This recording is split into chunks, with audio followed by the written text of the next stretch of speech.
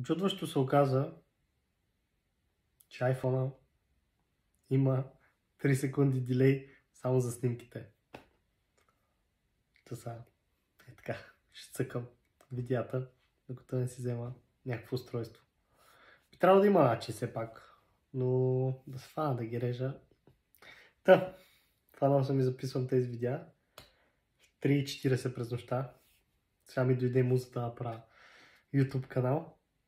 И това е нормално, между другото. Според мен би трябвало да има изследване, което показва, че откакто има социални мрежи или откакто има телевизия, хората не си лягат рано, защото се разсейват, защото са зарибени и няма край на предаването, защото има безкрайен скрол.